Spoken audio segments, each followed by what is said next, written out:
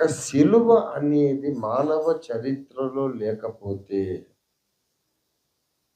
అంత సర్వనాశనమే, అంత శూన్యమే. దేవుడే నరావతారమెత్తి సిలువలో మరణించి తిరిగి లేచి ఉండకపోతే మన ప్రార్థన పరలోకానికి వెళ్ళదు. ఇక జవాబుగా దేవుడు దిగొచ్చేది కూడా ఉండదు. భూమి మీద సైతాను కార్యాలు తప్ప దేవుని కార్యాలు జరగవు. భూలోకము, మానవ సమాజము, మన జీవితము సర్వనాశనమే, అంధకారమే.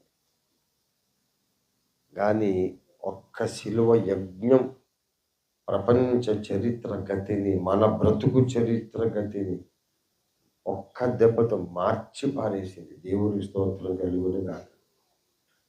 శిలువ యజ్ఞం జరిగింది గనక ఆయన కార్చిన రక్తము మీద ఆధారపడి మనం చేసే ప్రార్థన పరలోకానికి వెళ్ళిపోతుంది. మనం యోగ్యులం కాకపోయినా వెళ్తుంది.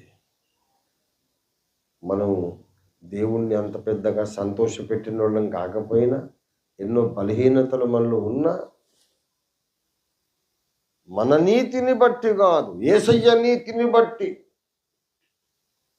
యేసు రక్తాన్ని బట్టి మన ప్రార్థనకు పరలోకంలో ప్రవేశము కలిగింది. ఆయన సన్నిధిలో ప్రవేశించడానికి మనకు ఏం కలిగింది? ధైర్యం కలిగింది. అబ్రహాముకు ధైర్యం కలిగి తెగించేశాడు. దావీదుకు కూడా ముందు భయం వేసింది, ఆ పెద్ద ఆయన ఏమంటాడో అని.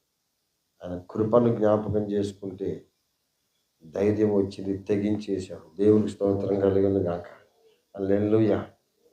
కనుక మన సొంత జీవితాలు, మన కుటుంబాలు, మన సంఘము, మన దేశము అల్లకల్లోల భరితంగా ఉన్నాయి.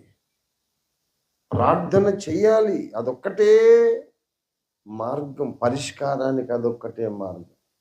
దేశ సమస్య కానీ, నీ బ్రతుకు సమస్య కానీ పరిష్కారం కావాలంటే దేవుడు దిగి రావాల్సిందే. దేవుడు దిగి రావాలంటే నీ ప్రార్థన పైకెక్కిపోవాల్సిందే. నీ ప్రార్థన పైకెక్కిపోవాలంటే నువ్వు యేసు రక్తము మీద ఆధారపడి ప్రార్థన మొదలు పెట్టాల్సిందే. నీ ప్రార్థన ఓడిపోదు. ఎందుకంటే నువ్వు యేసు రక్తం మీద ఆధారపడి ప్రార్థన చేస్తావు కాబట్టి రక్తము ఓడిపోదు. యేసు రక్తమునకే జయం అని అందుకే ప్రార్థన ముగిస్తాం. దేవుని స్తోత్రం కలుగును గాక. ప్రార్థన చివరిని ఏమంటాం మనం? యేసు రక్తమునకే, ప్రభు యేసు రక్తమునకే జయం, ప్రభు యేసు నామమునకే జయం. ఎందుకంటావా మాట? ఏదైనా మంత్రమా? ఓ అర్ధగంట, 30 గంట మొత్తం ప్రార్థన చేసి యేసు రక్తమునకే జయం అంటాం. 3 గంటలు ప్రార్థన చేసి యేసు రక్తమునకే జయం. ఎందుకు? ఇప్పుడు చేసిన ప్రార్థనలన్నీ అక్కడికి వెళ్ళడానికి యేసు రక్తమే పూచి వహిస్తుంది, బాధ్యత తీసుకుంటుంది. నేను యోగ్యుణ్ణి కానని ఈ ప్రార్థనను ఒకవేళ దేవుడు త్రోసివేస్తాడేమో అనే భయాన్ని కూడా ఈ రక్తమే తొలగిస్తుంది. ఈ రక్తము, యేసు రక్తము మన ప్రార్థన తన భుజం మీద వేసుకొని పరలోకానికి వెళ్తుంది. మధ్యదారిలో మనం ఓడిపోవచ్చు, యేసు రక్తం ఓడిపోదు. మన ప్రార్థనలు పరలోకానికి చేర్చటంలో యేసు రక్తం ఎప్పుడూ ఓడిపోదు. అది ఇక్కడ కాన్సెప్ట్. మన ప్రార్థనలను పరలోక దర్బారుకు చేర్చడంలో యేసు రక్తం ఎప్పటికీ ఓడిపోదు, యేసు నామము కూడా ఓడిపోదు. అందుకే ప్రార్థన చేయగానే ఏమంటాం? యేసు రక్తానికి జయం, యేసు నామానికి. అందుకో నా ప్రార్థన విజయవంతం అవుతుంది, జవాబు తెస్తుంది.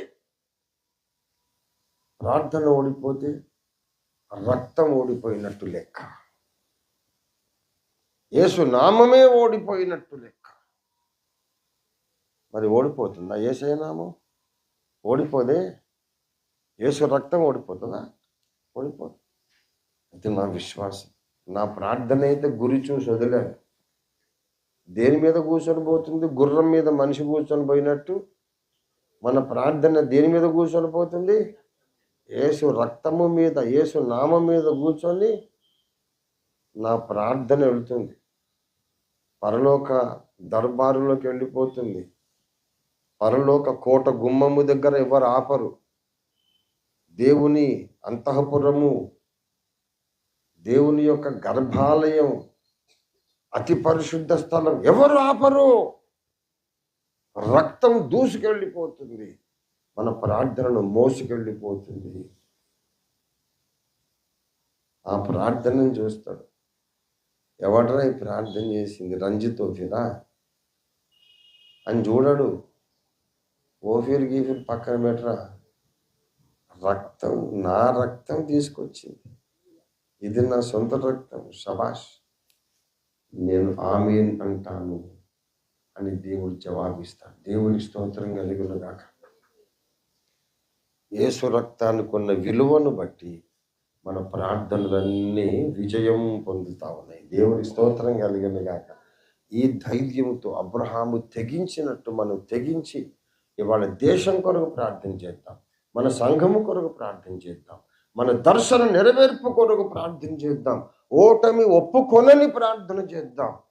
జయము తప్ప ఓటమి అసాధ్యం అనే నమ్మకంతో తెగించి ప్రార్థన చేద్దాం. రండి ప్రార్థన చేద్దాం.